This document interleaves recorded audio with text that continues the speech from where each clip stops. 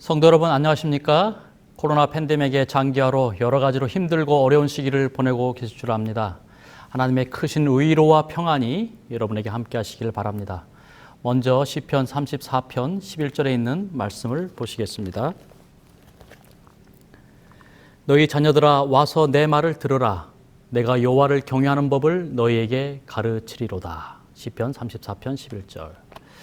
요즘 교회 내에서 재림 마을이나 교회 진암 등을 통해서 아윌고라는 말을 한 번쯤은 다 들어보셨을 것입니다. 이 아윌고 운동은 전 세계의 모든 재림교회가 이번 한 회기 동안에 이 세 가지 영역에서 실제적인 성장과 발전을 이루어서 교회를 보다 튼튼하고 건강하게 만들어 보자는 운동입니다. 그 세 가지 영역이란 첫째, 선교, 둘째, 영적 성장, 그리고 셋째가 지도자 양성입니다. 그리고 그 안에 아주 자세한 실행 계획들이 포함되어 있습니다. 저는 오늘 이 시간에 아윌고 운동이 우리 자녀 세대들인 이 청소년들에게 이 여호와를 경외하는 법을 가르치는 운동이라고 확신을 합니다. 그리고 이 아윌고 운동을, 이 정신을 이 청소년 사역에 어떻게 반영할지 두 가지로 말씀드리고자 합니다. 첫째, 사랑한다면 참여시키십시오. 아윌고 정신을 한마디로 말한다면 사랑한다면 참여시키라는 것입니다. 이 대총회 청소년부에서는 이 운동을 TYI, Total Youth Involvement라고 부르는데 즉 모든 청소년들을 참여시키자는 운동입니다. 우리가 사용하고 있는 용어로 표현한다면 청소년 TMI 운동이라고 할 수 있습니다. 여러분 교회 청소년들을 사랑하신다면 교회의 모든 이 사역에 그들을 참여시켜 주시길 바랍니다. 정교 예배의 기도, 또 사회, 헌금, 봉헌 등의 모든 순서에 청소년들을 참여시켜 주십시오. 작은 일부터 맡겨주시면 나중에는 큰 일도 맡길 수 있을 것입니다. 제가 예전에 목회하던 교회에서는 매월 이 첫째 안식일을 패스파인더 안식일로 정하고 우리 대원들에게 안내부터 또 헌금 봉헌, 또 설거지 봉사, 또 식사 봉사 등의 활동에 참여시키곤 했습니다. 이 출애굽기 24장에는 이스라엘 백성이 시내산에서 하나님과 언약을 체결하는 장면을 기록하고 있습니다. 이 언약식에서 가장 중요한 순서인 이 언약의 맹세 의식을 하기 전에 짐승을 잡아서 그 피를 받은 후에 그 제물을 번제와 화목제로 드리는 순서가 있습니다. 아주 중요한 순서입니다. 이 실수를 해서는 안 되는 순서입니다. 그런데 이 순서를 누가 담당했는 줄 아십니까? 5절로 6절에 있는 말씀 보겠습니다. 이스라엘 자손의 청년들을 보내어 여호와께 서로 번제와 화목제를 드리게 하고 모세가 피를 가지고 반은 여러 양푼에 담고 반은 제단에 뿌리고. 여러분 이 중대한 일을 누가 했다고요? 청년들이 했습니다. 모세나 아론이 하지 않았습니다. 이스라엘의 12지파의 두령들이 하지 않았습니다. 제사장들만이 이 예식을 독점하지 않았습니다. 청년들을 언약 체결식의 아주 중요한 순서에 참여시켰습니다. 저는 이 장면을 보고 참 많은 감동을 받았습니다. 이 청년으로 번역된 이 히브리어 나아르라고 하는 단어는 성경에서 이 젖먹이 아기로부터 청소년, 청년에 이르기까지 다양한 계층에 사용되었기 때문에 어쩌면 더 어린 나이에 청소년들이 참여할 가능성도 있습니다. 어찌되었든 중요한 사실은 언약 체결식이라는 이 엄숙하고 거룩한 예식에 그것도 가장 중요한 순서에 언약의 제물들을 도살하고 그것을 번제와 화목제로 드리는 이 역할을 청년들에게 맡겼다는 사실입니다. 그들은 아직 성인이 아니었고 여전히 미숙한 점이 많았고 서투른 점이 많았습니다. 하지만 하나님께서는 청년들이 이 거룩한 의식에 참여하는 것을 기쁘게 받으셨습니다. 제가 10몇 년 전쯤에 이 말레이시아의 보르네오 섬 이 북부에 위치한 이 사바라고 하는 지역에서 이 원주민 마을에 수도를 놓아주는 이 아드라 봉사활동에 참여한 적이 있었습니다. 그런데 그 봉사 기간 중에 마을에 결혼식이 열렸습니다. 이제 신랑 집에서 잔치를 하게 되었는데 이 마을 사람들에게 음식을 제공하기 위해서 신랑 아버지가 소 한 마리를 내놓았습니다. 그래서 뜻하지 않게 이 소를 잡는 광경을 목격하게 되었습니다. 그런데 이제 한 사람이 앞장을 서고 그 뒤에 이 초등학생쯤으로 보이는 이 소년이 소를 끌고 강가로 가는 것입니다. 그래서 마을 사람들에게 저 사람들이 누구냐 물어봤더니 그 마을의 제사장과 제사장의 아들이라고 했습니다. 그런데 그 마을에서는 제사장만이 소를 잡을 수 있다고 했습니다. 그런데 이 원주민 마을의 이 제사장은 그 의식에 자기 아들을 참여시킨 것입니다. 이 초등학생밖에 되지 않았지만 모든 사람들이 보는 앞에서 언젠가 이 마을의 제사장이 될 자기 아들을 지도자로 양성하고 있는 것입니다. 제가 한 달여 전쯤에 한 안식일에 이 대구에 있는 교회를 방문하게 되었습니다. 안식일 아침에 아주 작은 소년이 찬양 인도를 하고 있었어요. 제가 예배 후에 목사님께 여쭤봤더니 초등학교 3학년이라고 했습니다. 저는 참 감동을 받았습니다. 초등학교 3학년 소년이 찬양 인도를 하고 거기에 또 초등학생, 중학생으로 보이는 학생들이 바이올린을 연주하고 있었습니다. 이것이 바로 아이일고 운동의 정신입니다. 교회의 예배와 선교 활동에 청소년들을 참여시켜 주십시오. 기도도 시키고 또 안내도 시키고 헌금 봉헌도 시키고 할 수만 있다면 설교도 시키십시오. 교회의 모든 선교 활동에 청소년들을 참여시키십시오. 전도지 분급 또 지역사회 봉사 활동 등등 모든 것에 우리 청소년들을 참여시켜 주시기 바랍니다. 대총회는 앞으로 2025년까지 이 장기적인 계획을 세우고 매년 이 다른 분야에서 우리 청소년들이 이 교회 사역에 동참하자는 그런 운동을 펼치고 있습니다. 2022년에는 I will go to the church. 우리가 교회로 나아가서 이 교회의 모든 활동에 청소년들을 참여시키고 청소년 전도회를 실시할 것을 권장하고 있습니다. 2023년에는 I will go to the campus. 특별히 캠퍼스 선교. 이 대학생들이 있는 교회에서는 이 대학생 선교에 초점을 맞춰달라는 것입니다. 2024년에는 I will go to the cities. 도시로 가자는 것이죠. 인구가 집중되어 있는 이 도시 지역에 우리가 선교를 위해서 가마력 센터나 또 지역사회 봉사활동을 할 때 청년들이 함께 이 일에 참여하자는 것입니다. 그리고 2025년에는 I will go to the country 있습니다. 아마 이때쯤 되면 이제 코로나도 다 끝나고 우리 청소년들이 해외 선교에 더욱 많이 동참할 수 있을 거라 생각합니다. 이렇게 청소년들을 사랑하는 마음으로 이 교회의 사역 전반에 참여시키는 일들이 예수님께서 재림하시는 그날까지 우리 교회 안에서 지속되기를 간절히 바랍니다. 둘째, 사랑한다면 지도력을 나누어 주십시오. 이 아이일고 운동의 두 번째 정신은 사랑한다면 지도력을 나누어 주라는 말에 잘 나타나 있습니다. 한마디로 지도력 계승 운동입니다. 저는 성경에서 아브라함과 이삭과 야곱의 하나님이라는 이 표현을 참 좋아합니다. 아브라함이 탁월한 믿음을 가졌지만은 그가 훌륭했던 것은 그의 믿음을 아들 이삭에게 그대로 계승해 준 것입니다. 또 이삭이 믿음이 탁월했지만 그가 훌륭했던 것은 그의 믿음을 자기 아들 야곱에게 계승했다는 사실에 있습니다. 사실 3대에 걸쳐서 신앙의 이 대를 잇는다는 것이 쉬운 일이 아닙니다. 가끔 이렇게 맛집으로 소문난 식당에 가게 되면은 그 벽면에 아주 자랑스럽게 그 1대, 2대, 3대에 걸쳐서 이 가업을 이어온 이 사진들을 붙여놓고 우리가 오랜 시간이 지났어도 그 맛의 풍미를 전수하고 있다는 사실을 홍보하는 것을 보게 됩니다. 그렇게 하려면 그 맛의 비법을 1대가, 2대가, 3대가 함께 그 원리들을, 비밀들을 나눌 때만 가능하다는 사실을 우리가 알 수 있습니다. 성도 여러분, 정말로 청소년들을 사랑하신다면 그들을 지도자로 세우고 그들에게 지도력을 나누어 주시기 바랍니다. 진짜 훌륭한 지도자는 자신이 모든 권한과 책임을 독점하는 사람이 아니라 그것을 사람들에게 나누어 주는 사람들입니다. 성경의 이러한 위임과 관련하여 가장 성공적인 사역을 펼친 사람이 있다면 저는 주저없이 엘리사를 손꼽겠습니다. 열왕기하 9장에 보면 하나님께서 북방 이스라엘을 타락으로 이끈 아합과 이세벨의 왕가를 심판하기 위해서 예후라고 하는 장군을 그 도구로 사용하시는 장면이 나옵니다. 그러기 위해서는 이 예후 장군에게 기름을 붓고 북방 이스라엘의 왕으로 세우는 일이 필요했습니다.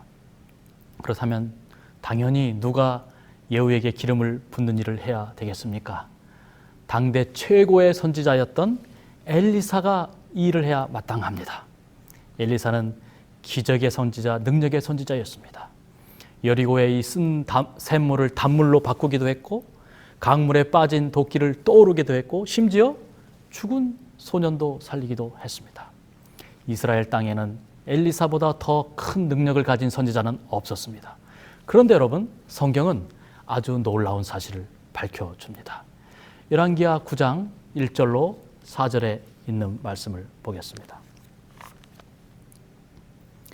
선지자 엘리사가 선지자의 제자 중 하나를 불러 이르되 너는 허리를 동이고 이 기름병을 손에 가지고 길르앗 라못으로 가라. 거기에 이르거든 님시의 손자 여호사밧의 아들 예후를 찾아 들어가서 그의 형제 중에서 일어나게 하고 그를 데리고 골방으로 들어가 기름병을 가지고 그의 머리에 부으며 이르기를 여호와의 말씀이 내가 내게 기름을 부어 이스라엘 왕으로 삼노라 하셨느니라 하고 곧 문을 열고 도망하되 지체하지 말지니라.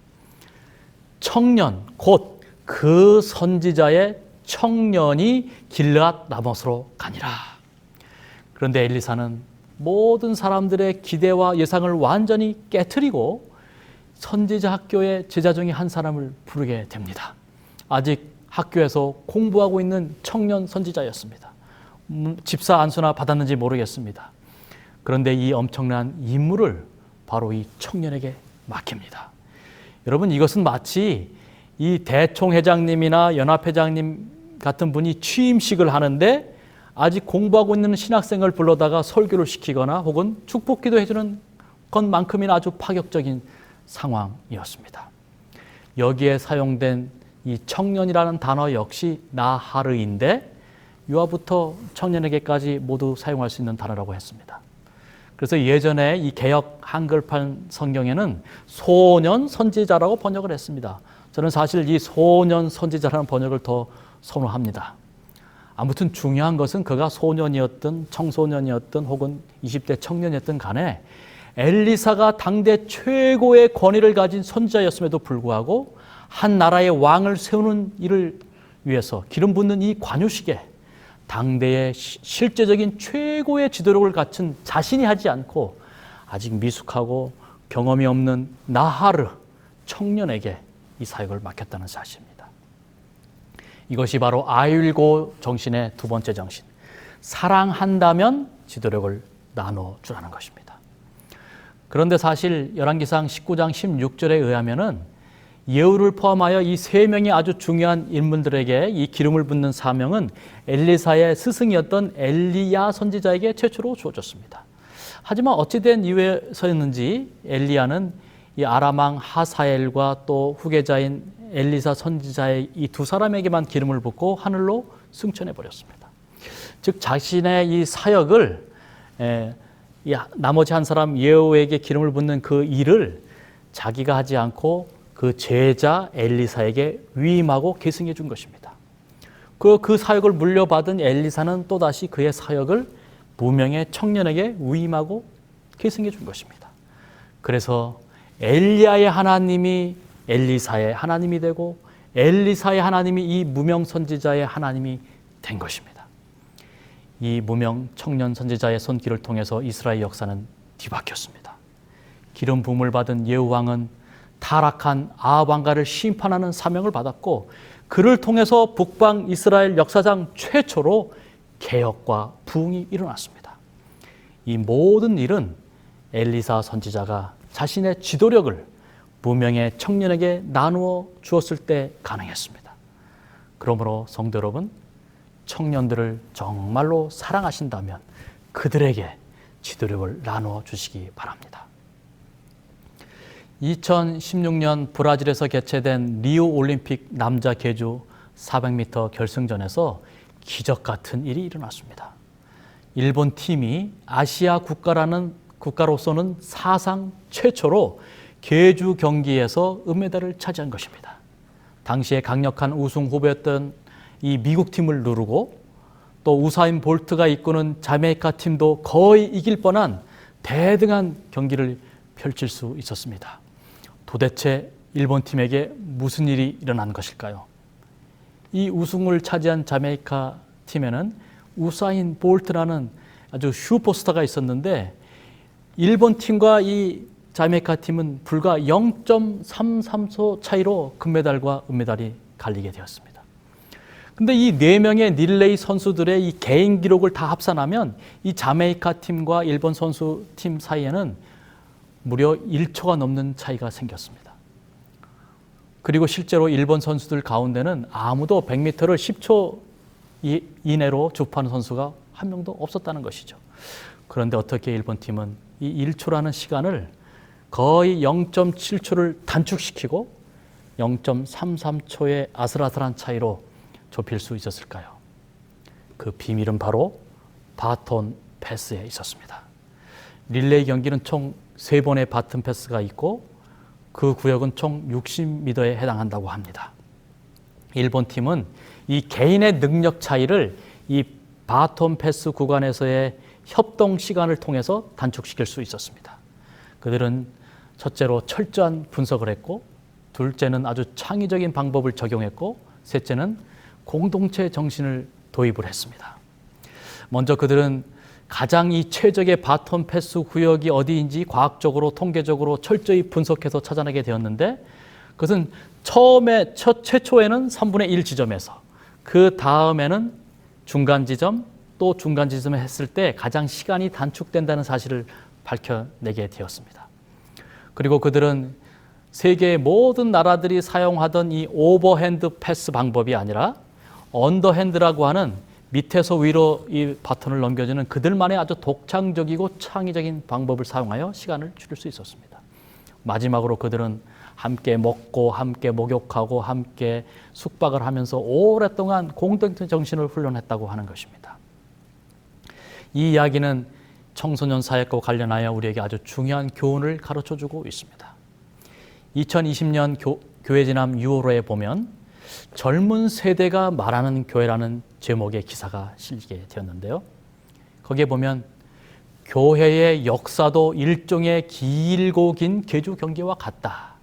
그래서 각 세대가 보여주는 능력치보다 세대 간의 연결 능력이 더 중요하다. 교회의 성패는 이러한 연결 능력이 좌우한다 라고 기록하고 있습니다. 청소년부가 하고 있는 이 아윌고 운동의 정신은 바로 이러한 세대 간의 연결 능력을 강화시키는 데 초점을 두고 있습니다. 우리는 현재 우리 교회의 지도록 개성의 문제점들이 무엇인가 철저하게 분석하고, 또 우리 교회에 가장 적합한 가장 독창적이고 창의적인 방법으로 우리의 지도력을 다음 세대들에게 넘겨줘야 할 것입니다. 그리고 청소년들과 함께 예배하고 함께 선교하고 함께 지도력을 나누고 함께 공동체 정신을 길러야 할 것입니다. 아무쪼록 청소년들을 사랑하신다면 그들에게 권한과 책임을, 지도력을 나누어 주시기 바랍니다. 하나님께서는 마지막 새 천사의 기별을 전파하는 일에 청소년들과 청년들이 함께 이 운동에 참여함으로써 복음 사업을 마치실 계획을 갖고 계십니다. 성경 말씀 요엘서 2장 28절에 있는 말씀을 보시면 그 후에 내가 내 영을 만민에게 부어주리니 너희 자녀들이 장래일을 말할 것이며 너희 늙은이는 꿈을 꾸며 너희 젊은이는 이상을 볼 것이라고 했습니다. 늙은이는 꿈을 꾸고 젊은이는 이상을 본다고 했습니다. 왜 그렇습니까? 꿈을 꾸는 일은 눈을 감으면 쉽게 할 수 있지만 이상을 보려면 더 많은 육체적인 고통이 따릅니다. 젊은이들에게는 더 많은 에너지와 더 많은 능력이 있고 그들에게 더 많은 사역이 주어진다고 하는 사실이죠. 그러므로 여러분, 교회의 청소년 사역의 부흥과 발전을 진심으로 기원하면서 그러기 위해서는 다시 한번 이 아윌고 운동의 정신을 마음에 잘 새기시고 이 정신을 여러분 교회의 청소년 사역에 꼭 반영시켜 주시길 바라면서 오늘 말씀을 마치겠습니다. 감사합니다.